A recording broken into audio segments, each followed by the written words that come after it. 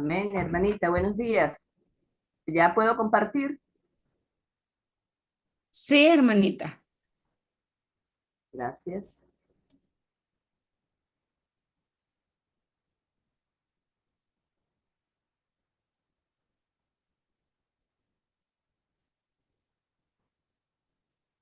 Ok, ya la vemos acá, ¿verdad?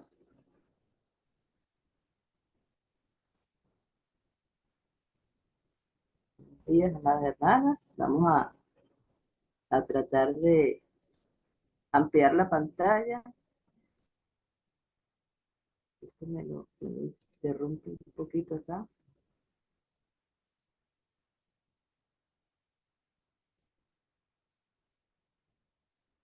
Muy bien, buenos días. Para hoy nos toca nuestro tema de hoy, una mujer que derrama su espíritu a Dios, basada en Primera de Samuel 1:15, donde dice: Y Ana le respondió diciendo: No, señor mío, yo soy una mujer atribulada de espíritu. No he bebido vino ni sidra, sino que he derramado mi alma delante de Jehová. Vamos a conocer un poco la historia de Ana, ¿verdad? Ella es, en estos momentos, supongamos que está preparando el viaje y tratando de mantener la mente ocupada para no pensar en sus problemas. Su esposo Elcana tiene por costumbre llevar cada año a la familia a adorar a Dios en el tabernáculo en Silo. Supuestamente, en estas ocasiones deberían ser motivo de alegría, pero las cosas han cambiado en los últimos años. Es cierto que el Cana la ama y es una bendición, pero él tiene otra esposa, Penina, quien por lo visto está empeñada en hacerle la vida imposible a Ana. Tanto es así que incluso ha convertido estos viajes anuales a Silo en una tortura. ¿Cómo lo logra? Y más importante aún, ¿cómo consigue Ana, con la ayuda de su fe, afrontar lo que parece una situación insoportable? Si usted, querida hermana, está pasando por problemas que la desgastan, le roban la alegría de vivir, si está sintiéndose atacada, la historia de Ana le resultará muy animadora. La Biblia nos revela dos grandes problemas en la vida de Ana. Sobre el primero tiene poco control y sobre el segundo absolutamente ningún control. El primero es que forma parte de un matrimonio polígamo y tiene que soportar el odio de la otra esposa. El segundo es que no puede tener hijos. Esto de por sí es muy frustrante para cualquier mujer que anhele ser madre. Pero en esos días, en la cultura de Ana, ser estéril era fuente de amargo dolor, pues los hijos permitían que el nombre de la familia no se perdiera. Por eso la esterilidad se consideraba un motivo de gran deshonra y vergüenza. A Ana se le haría más fácil sobrellevar su dolor si no fuera por Penina. Es evidente que la poligamia no puede crear un buen ambiente en ninguna familia. Las competencias, las peleas y los disgustos son el nada que ver con la norma que Dios estableció en el jardín de Edén para el matrimonio, es decir, la monogamia, ¿verdad? Como vemos en Génesis 2:24. No vamos a ir a las citas por cuestión de tiempo. El cuadro que pinta la Biblia de la poligamia está siempre cargado de amargura y la triste historia de esta familia lo confirma, como también lo vemos luego en las historias de Raquel y Lea, entre otras historias que aparecen en la Biblia. El Cana, aparentemente, por lo que se deja ver allí en la Biblia, quiere más a Ana. Según cuenta la tradición judía, no lo dice la Biblia, ya llevaban algunos años casados cuando llegó Penina. Sea esto cierto o no, lo que sí está claro es que cegada por los celos, Penina encuentra mil formas de hacer sufrir a su rival. Su gran ventaja son los hijos. Ha tenido uno tras otro y su arrogancia crece con cada niño que trae al mundo. En vez de compadecerse de Ana y consolarla, Penina aprovecha para hurgar más en la herida. La Biblia dice que la irrita con el único fin de entristecerla. Eso está en 1 Samuel 1:6. Sus actos son deliberados, quiere lastimar a su rival y lo logra. Año tras año, el viaje al tabernáculo presenta una oportunidad ideal para que Penina haga sufrir a Ana. Pues como lo que suele ocurrir es lo siguiente: el Cana le da una porción de los sacrificios ofrecidos a Jehová a cada uno de los hijos, ¿verdad? Muchos de los hijos. Y Ana le da solo una porción para ella sola. Penina entonces aprovecha para recordarle su esterilidad, con tanta malicia que la pobre Ana se echa a llorar y hasta pierde el apetito. El Cana obviamente se da cuenta de que su amada esposa está muy angustiada y no quiere comer, así que intenta consolarla. Le dice, Ana, ¿por qué lloras y por qué no comes? ¿Y por qué se siente mal tu corazón? ¿No soy yo mejor para ti que 10 hijos? Eso lo vemos en 1 Samuel 1, 4 al 8. Un punto a favor del Cana es que se da cuenta de que la tristeza de Ana tiene que ver con su infertilidad. Y ella de seguro valora sus muestras de cariño. Pero el Cana no menciona la malicia de Penina. Y la Biblia tampoco indica que Ana le haya hablado del asunto. Tal vez ella considera que hacerlo solo empeoraría las cosas. Vemos que Ana es una mujer discreta, ¿verdad, hermanas? ¿Realmente podría su esposo cambiar la situación? Además, si hablara con él del problema, ¿no avivaría eso el odio de Penina, así como el de sus hijos, incluso de sirvientes? Probablemente lo único que conseguiría es sentirse cada vez más aislada y sola en su propio hogar. Ante el trato tan cruel que recibía en su casa, Ana acudió a Dios. No sabemos si el Cana estaba enterado de la crueldad de Penina, pero sí es cierto que Dios lo sabía. El relato de esta historia prueba que a Jehová no se le escapa nada, lo cual es una seria advertencia para quienes por celos y odio se valen de esos actos aparentemente inofensivos para herir a los demás. Cuando decimos esas cosas que entre quien no quiere la cosa, jugandito, decimos cosas que sabemos que van a herir a los demás. Por otro lado, las personas sin malicia y pacíficas como Ana pueden sentirse aliviadas al recordar que el Dios de la justicia arregla todo cuando y como Él lo considera mejor. Eso se ve en Deuteronomio 32:4. Parece que Ana también lo sabía, porque es a Dios a quien ella acude por ayuda. Ellos comienzan su viaje al tabernáculo. Ana ya sabe lo que le puede esperar en el camino, ¿verdad? Porque lo que espera de Penina. Pero aún así, ella no se queda en casa. Con esto nos da un excelente ejemplo. Nunca debemos permitir que la mala conducta de otras personas estorbe nuestra adoración a Dios. Porque el hermano me miró mal, no voy, o porque me regañó el otro, o porque no tomaron en cuenta lo que hice. Si dejáramos que eso pasara, nos perderíamos precisamente las bendiciones que nos darían las fuerzas para aguantar. Después de ese largo viaje, llegan allí y Ana de seguro está pensando qué le va a decir a Dios cuando le ore. Una vez que llegan, todos se sientan a comer, pero Ana se retira del grupo tan pronto como puede y se dirige al tabernáculo. Sentado junto a la puerta se halla el sumo sacerdote Elí. Es probable que Ana ni siquiera lo vea, pues está concentrada en lo que le va a decir a Dios. Aquí, en la casa de Dios, siente la confianza de que será oída. Aunque nadie más puede entender su dolor, su Padre en los cielos sí puede, recordemos esto. Está tan afligida que le resulta imposible contener las lágrimas. Rompiendo en sollozos, le habla a Dios para sus adentros. Sus labios se mueven mientras va formulando en su mente las palabras que expresan su angustia. Se toma un tiempo para desahogarse con su Padre Celestial, pero hace más que simplemente pedirle que le conceda su intenso deseo de tener un hijo.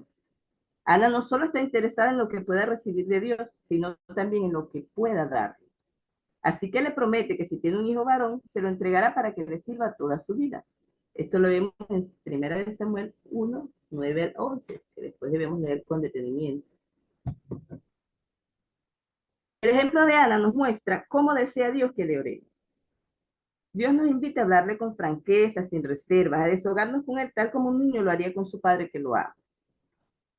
Esto lo podemos ver en Salmos 62, 8 y en 1 Tesalonicenses 5, 17, donde nos dice orar sin cesar, ¿verdad? Que es una oracióncita corta, pero que es bien precisa. El apóstol Pedro escribió, echen sobre él toda su ansiedad, porque él tiene cuidado de vosotros. En 1 Pedro 5, 7 encontramos esta cita. Lamentablemente, los seres humanos no somos tan comprensivos como Dios. Mientras Ana ora con lágrimas en los ojos, una voz la interrumpe. Es Elí, el sumo sacerdote, quien la ha estado observando. ¿Hasta cuándo te portarás como una borracha? Aparta tu vino de ti, le dice. Elí ha visto cómo le tiemblan los labios a Ana, sus sollozos, su agitación, pero en vez de preguntarle qué le pasa, se apresura a concluir que está borracha. Esto lo vemos en 1 Samuel 1, 12 al 14. A veces actuamos como Elí, ¿verdad? Nos apresuramos. Tomamos enseguida la idea sin comprobar qué es lo que está sucediendo. Qué doloroso debe ser para Ana que en estos momentos de angustia la acusen de algo así. Y para colmo el que la acusa es nada menos que el sumo sacerdote, es decir, el líder de la congregación. Con todo, Ana nos vuelve a dar un precioso ejemplo de fe. No permite que las imperfecciones de ningún hombre se interpongan en su adoración a Dios. Le contesta a Elí con respeto y le explica la situación. Elí, quizás un tanto avergonzado, responde en un tono más suave: ve en paz y que el Dios de Israel conceda la petición que le has pedido. Esto lo vemos en 1 Samuel 1, 15 a 17. ¿Cómo se sintió Ana después de abrirle su corazón a Dios y alabarlo en el tabernáculo? La Biblia indica que procedió a irse por su camino y a comer, y su rostro no volvió a mostrar preocupación por su propia situación. Está en 1 Samuel 1:18. En este pasaje, otra versión de la Biblia dice: su rostro ya no estaba triste. Es decir, Ana se sintió aliviada. Había colocado el peso de su carga emocional sobre unos hombros infinitamente más anchos y fuertes que los suyos, los de su Padre Celestial, como se indica en Salmo 55:22. ¿Acaso puede haber algún problema demasiado grande para él? Jamás, ni en ese tiempo, ni ahora, ni nunca.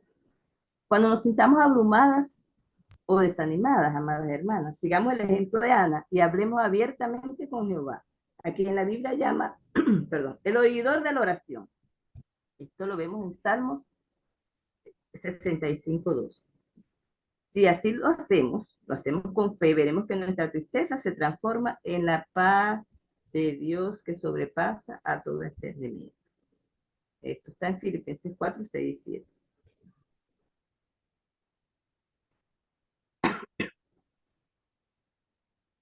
Ana se siente tranquila y en paz. Entonces, unos meses después, descubre algo que la llena de alegría. Está embarazada. Ahora bien, no olvida que es a su Padre Celestial a quien le debe esa hermosa bendición. Al nacer su hijo lo llama Samuel, que significa nombre de Dios.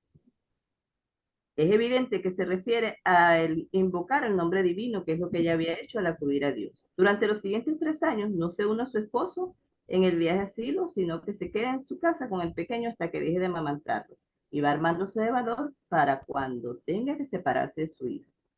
Finalmente llega el difícil momento de la despedida. Ana sabe que su niño estará bien atendido allí, quizás al cuidado de alguna de las mujeres que sirven en el tabernáculo, pero aún así es tan pequeño. Además, ¿a qué madre no le gustaría separarse de su hijo? Con todo, ella y su esposo entregan al niño, no de mala gana, sino con gratitud. Primero ofrecen sacrificios en la casa de Dios y luego llevan a Samuel ante Elí, mencionándole el voto que Ana había hecho allí algunos años atrás. El pequeño Samuel es un niño muy privilegiado, sin duda, ¿verdad? Tener esa madre con tanta fe. Aunque la debe haber echado de menos mientras crecía, él no estaba abandonado porque ella todos los años acude a llevarle una vestidura especial. Qué bendición para Samuel tener una madre así, ¿verdad? Y cuando crezca, él también será una bendición para sus padres y para todo Israel, como lo vemos allí más adelante. En cuanto a Ana, ella recibió asimismo grandes recompensas. Dios le concedió ser madre de nuevo y ella llegó a darle al Cana otros 5 hijos. Esto está en 1 Samuel 2:21. Además, su amistad con el Padre Celestial fue fortaleciéndose con el paso de los años. Esa fue la mayor bendición que tuvo en su vida, ¿verdad? Y lo mismo ocurrirá en nuestro caso, si imitamos la fe de Ana, la fe de esta excepcional sierva de Dios, mis amadas hermanas. ¿Cómo mostró fe Ana a pesar de los problemas? Hablando con Dios, contándole lo que sentía y pidiéndole ayuda. ¿Cómo revelan las oraciones de Ana la fe que tenía? Ella sabía que él iba a contestar a su clamor y de allí que se derramó ante él y le ofreció a su hijo en la primera oración y le honró y glorificó en la segunda. ¿Por qué valora Dios a las personas como Ana? Porque Él quiere que acudamos a Él, hermanas, siempre, en todo momento, que le contemos lo que nos pasa, que pidamos su ayuda confiando siempre en su respuesta. ¿Y cómo podemos imitar la fe de Ana? Siendo pacientes, soportando las pruebas, siendo humildes, clamando a Dios por ayuda y esperando con tranquilidad y sin preocuparnos por su voluntad. Perdonando a quienes nos hieren, nos juzgan o nos critican y sobre todo siendo respetuosas con otras personas, con los líderes, a pesar de sus errores, mis amadas hermanas. Que Dios las bendiga.